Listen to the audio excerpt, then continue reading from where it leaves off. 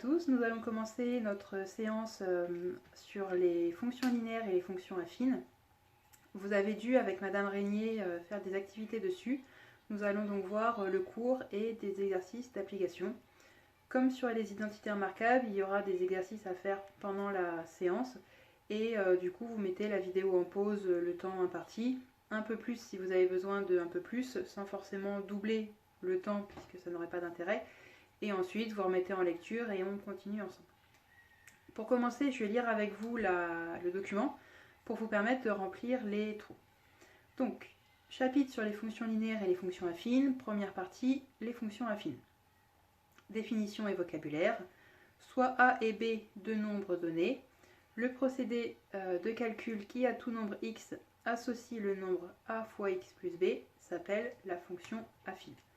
Ça veut dire que si je prends A est égal à moins 3 et B est égal à 5, ma fonction f de x va être égale à moins 3x plus 5, qui se note également moins 3 fois x plus 5.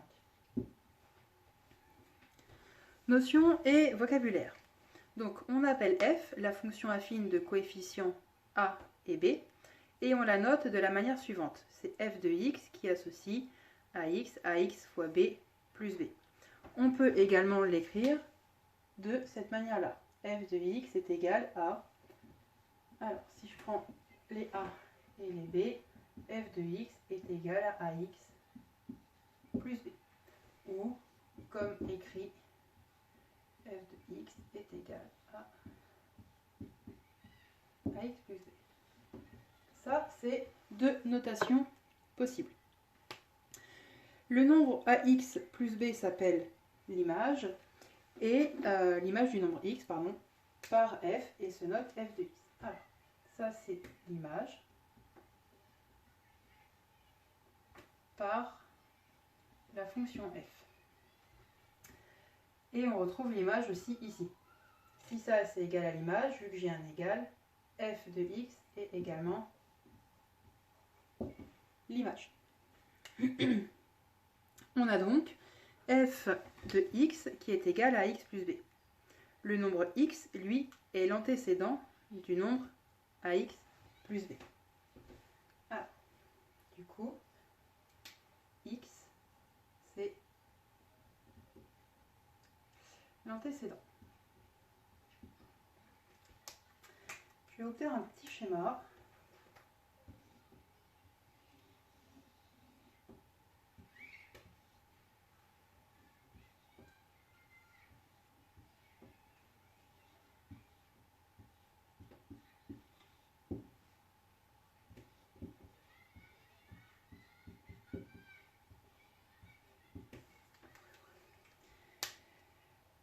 Voilà le petit schéma. La fonction f, en fait, c'est un outil, une machine, une boîte qui me permet de transformer des choses. Concrètement, c'est ma machine à café.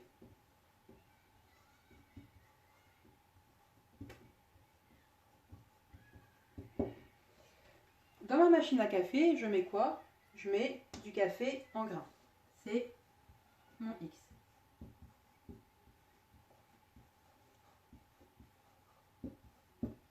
Du café en grains. Et il ressort quoi? Il me ressort du café moulu ou du café à boire, comme vous voulez.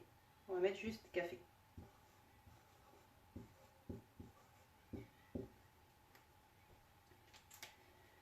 Ça, c'est ma fonction. L'antécédent, quand je vais chez le médecin et que le médecin me demande mes antécédents, c'est ce que j'ai eu avant, les maladies que j'ai eues ou les problèmes que j'ai eus avant. Donc ici, l'antécédent, c'est ce que je mets avant ma machine à café. Donc mon antécédent, c'est x.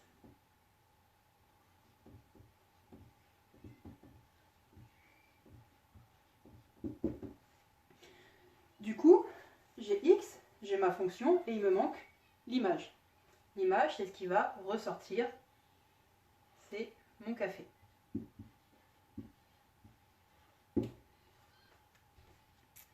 Et voilà.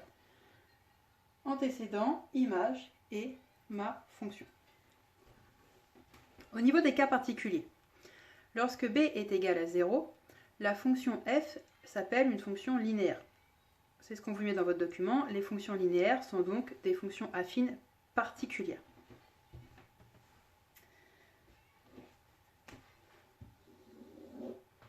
J'ai f de x qui est égal à ax plus b. Si b est égal à 0, j'ai une fonction linéaire.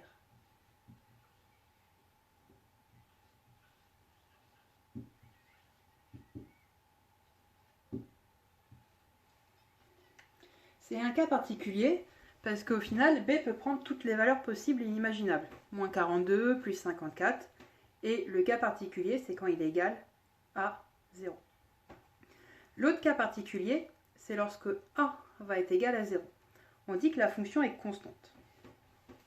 Si a égale à 0, donc je reprends ici,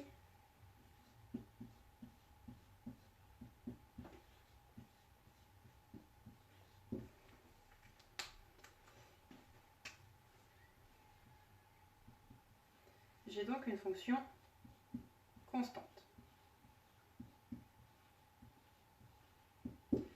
Une fonction constante, ça veut dire quoi? Quelque chose de constant, c'est quelque chose qui ne change pas dans le temps. Et bien, ma fonction constante, c'est exactement ça. Elle ne va pas changer en fonction de mes x. Regardez. Si j'ai f de x qui est égal à 0 fois x plus 5. 0 fois x, ça me donne 0. Je peux donc ici les enlever.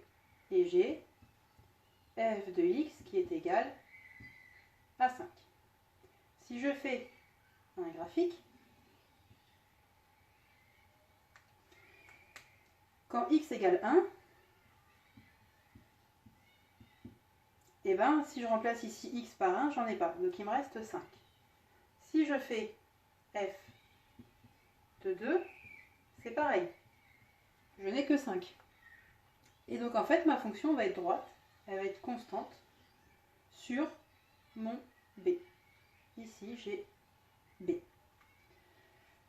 La fonction linéaire, elle, si j'enlève b, si je fais b égale à 0, j'aurai ici f de x qui est égal à ax plus 0, et ça, c'est égal à ax, tout simplement.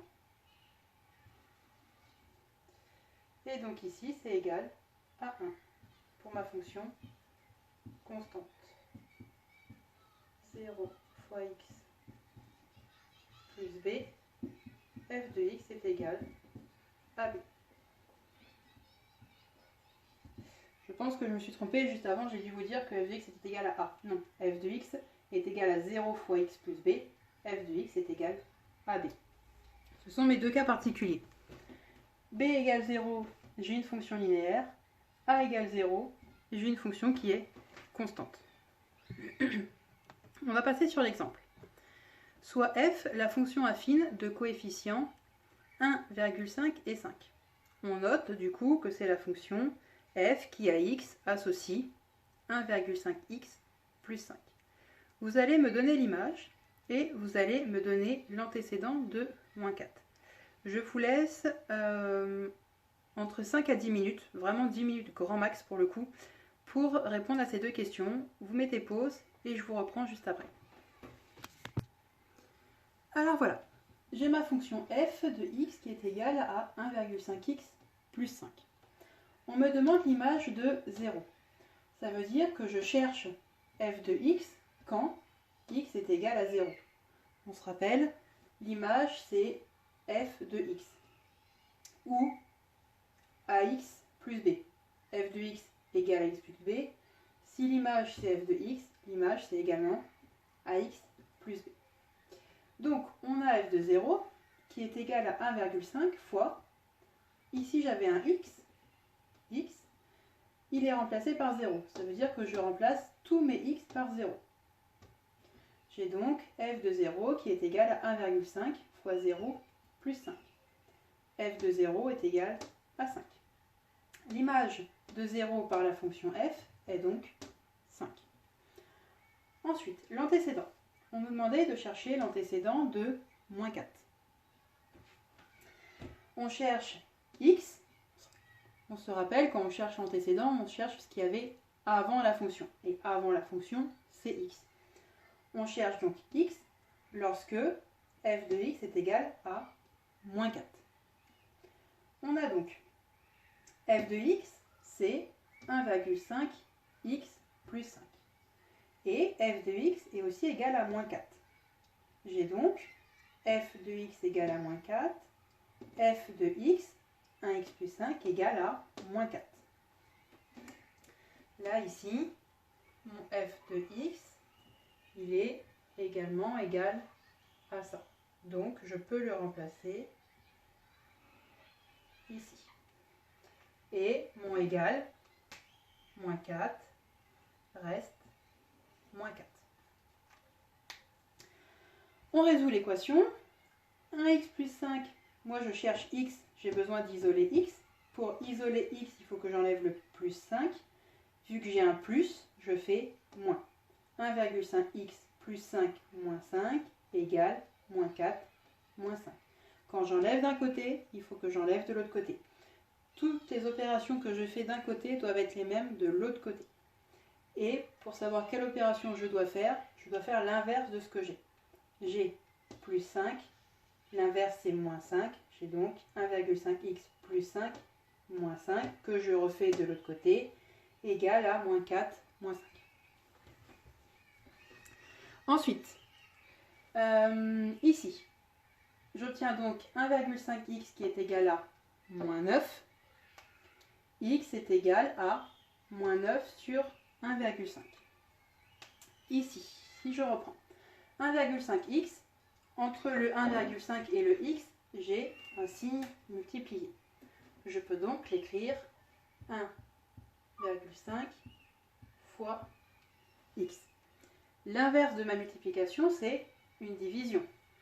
Je divise donc par 1,5 des deux côtés. 1,5 divisé par 1,5 me donne 1, ça se simplifie. Il me reste x. X est égal à moins 9 sur 1,5. Et cela me donne 6. J'ai donc que l'antécédent de moins 4 par la fonction f, c'est 6.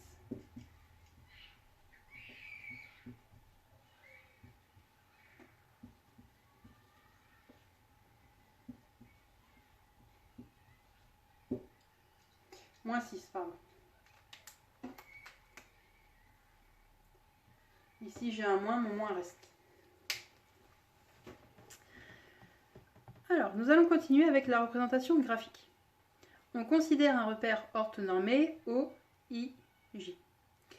C'est les repères classiques que vous connaissez avec un angle droit entre l'axe des abscisses et des ordonnées. Propriété.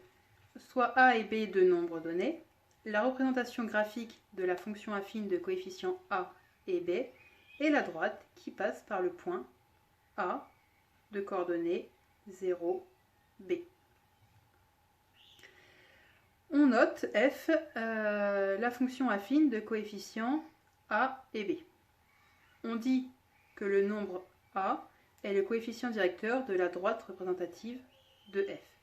Et on dit que B est l'ordonnée à l'origine. Dernière définition, on dit que l'expression y égale à ax plus b est une équation de la droite qui représente graphiquement la fonction linéaire f. Alors, je vais refaire un petit dessin pour revoir tout ça.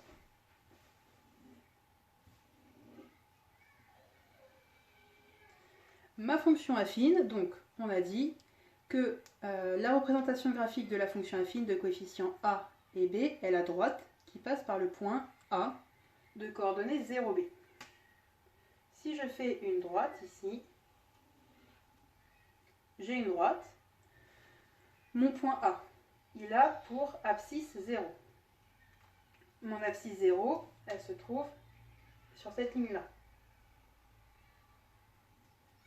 J'ai donc ici le point, là, qui est A, 0, B. Et ça veut dire que ici, je suis en B.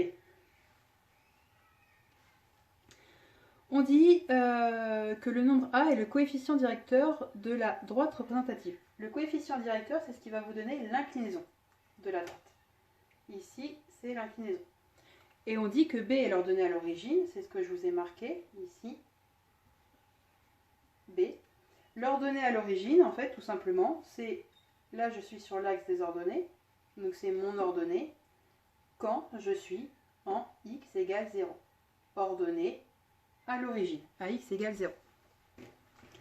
Alors, pour déterminer le coefficient directeur A, il y a deux méthodes, une méthode graphique et une méthode numérique. Au niveau de la méthode graphique, si la fonction est croissante, alors mon A est forcément positif. Ça, c'est pour déterminer le signe. Alors, pardon. Pour savoir si une fonction est croissante, vous regardez sa pente, son inclinaison. Et on lit, nous, en France, de gauche à droite. Donc, je regarde de gauche à droite comment est ma pente. Cela s'indique par le fait que vous verrez dans vos différentes représentations graphiques, dans vos axes, la flèche est vers la droite. Ça veut dire que je vais de gauche à droite. Ici, de gauche à droite, je monte. Ma fonction est croissante et du coup, mon A est supérieur à 0. J'aurai un signe plus devant. Je vais essayer avec le vert pour voir si je peux m'en faire une autre. Alors, si j'avais eu cette fonction-là, ici en vert, on voit que de gauche à droite, ma fonction descend. Elle est donc décroissante. Mon A va être inférieur à 0. Il aura un signe moins. Et puis, un signe plus. Ensuite, donc là, j'ai déterminé le signe de A. Maintenant, pour déterminer le nombre qui lui est associé, alors, je vais vous laisser regarder sur votre feuille avec le petit schéma, parce qu'à refaire au tableau, ça va être un petit peu plus compliqué. Donc, on regarde. Quand je me déplace de 1x sur la droite, de combien de y je dois me déplacer pour retrouver la courbe. Si je prends ici, je me place, on va se mettre sur la courbe verte, je me place ici. Je bouge de 1x et je regarde de combien de y je dois descendre pour obtenir ma courbe. Si on prend la courbe bleue, on la fait ensemble et je vous laisserai faire la courbe rouge après tout seul. Donc ma courbe bleue, elle est décroissante. On voit que si je suis la flèche de gauche à droite, je descends, elle est donc décroissante. Je vais avoir un signe négatif devant mon coefficient directeur. Si je me place sur le point, on va prendre x, 1 et y égale 5. Y égale 4, pardon. Donc on se place sur ici A 1, 4 sur ma courbe bleue du document.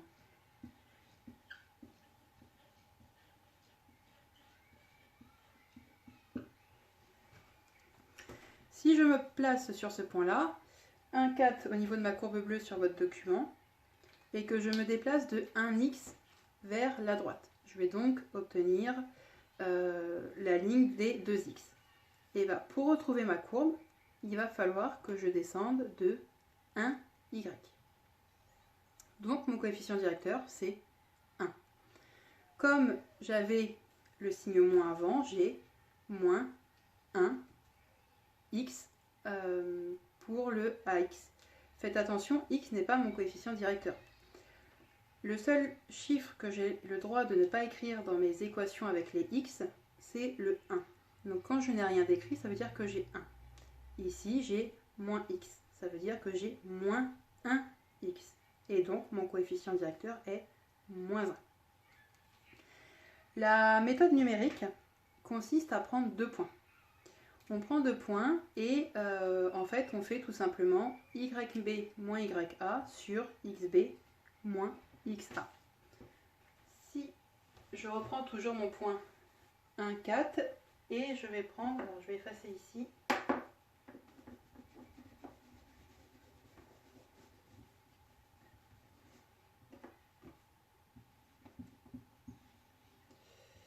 et on va prendre le point 3 et 2. Donc la formule me dit que je fais A est égal à... Alors, vous faites attention, c'est toujours des moins entre les deux. On prend toujours le point le plus à droite moins le point le plus à gauche. Donc ici, ça va être yb moins ya sur xb moins xa.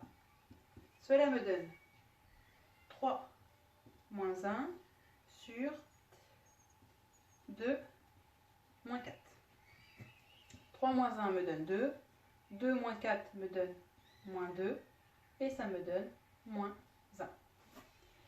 Et donc, j'ai retrouvé ici mon coefficient directeur. A est égal à xb moins xa sur A est égal à yb moins ya, pardon, sur xb moins xa.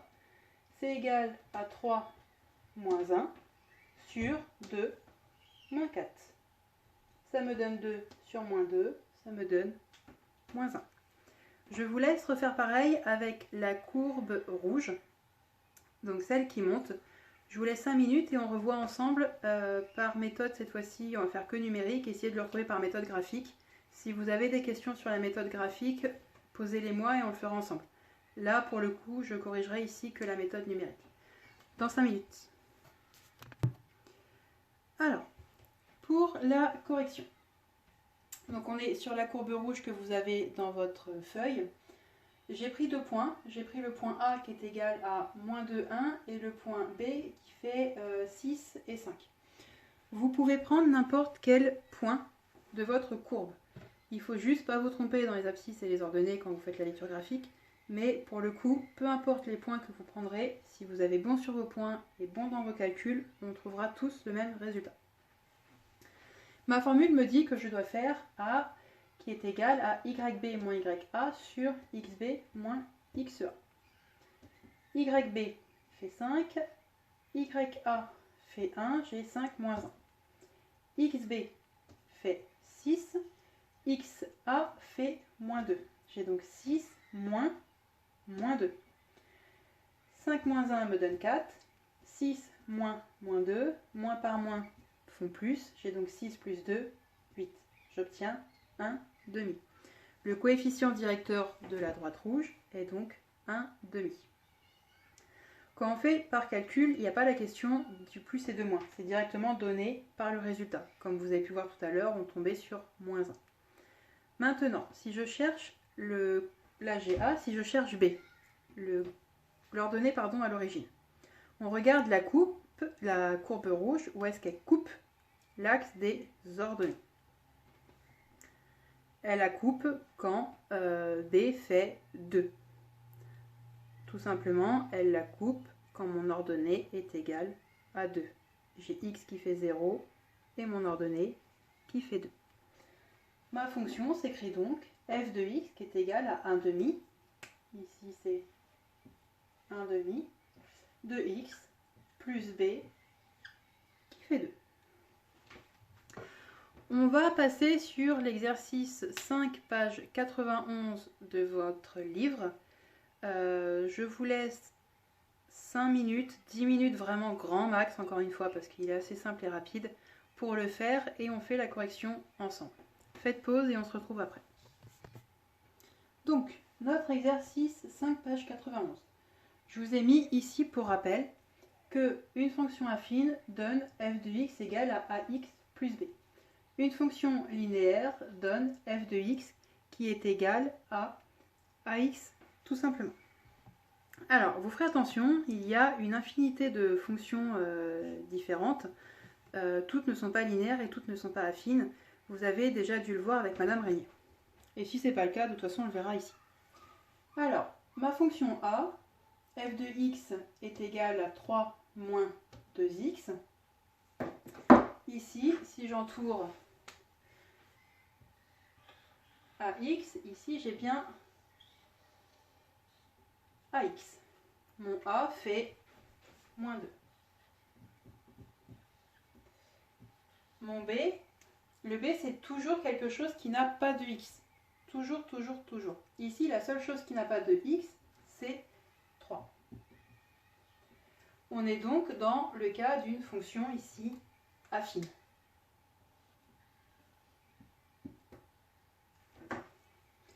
La b, g de x est égal à 2x, à 2 sur x plus 5. Ici, j'ai quelque chose sans x, parfait. J'ai donc mon b qui est égal à 5. Là, par contre, je ne suis pas en quelque chose fois x. Je suis en quelque chose fois 1 sur x. Dit autrement, je suis en quelque chose divisé par x. Là, ici, je ne peux pas dire que a est égal à 2, tout simplement parce que c'est une fonction ici avec du 1 sur x. Ça, c'est en 1 sur x. Ici, elle est ni affine, ni linéaire. En fait, c'est ce qu'on appelle une fonction inverse. Mon h. h de x est égal à 8x sur 3. Alors, j'ai bien quelque chose en x, par contre j'ai une fraction. On peut ici couper la fraction. On peut dire que c'est 8. Je vais faire un plus beau 8 quand même.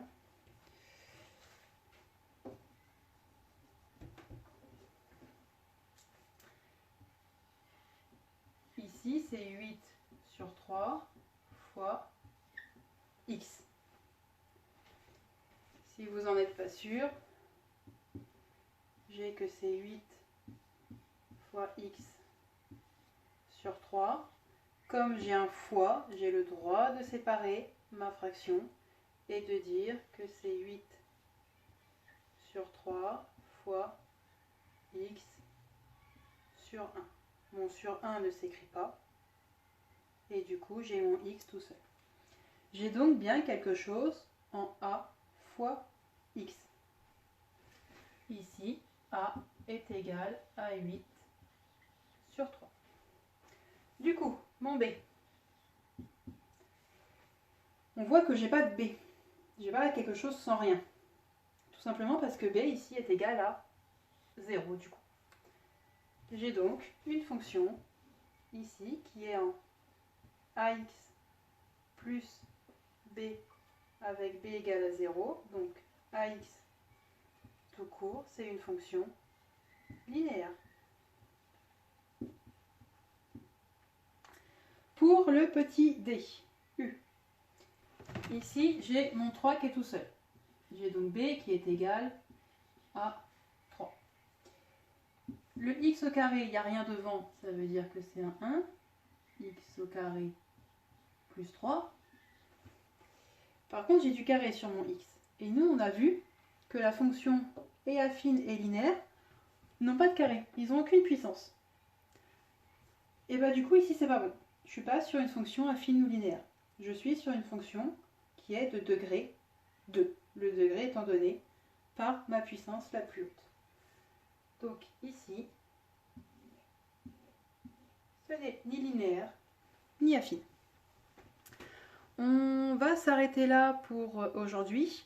Je vais vous laisser pour la prochaine fois faire le 16, page 93. Toujours pareil, si vous voulez me le rendre pour une correction un peu plus personnalisée, et alors pas plus détaillée, mais en tout cas plus personnalisée, vous me l'envoyez et on le corrige ensemble.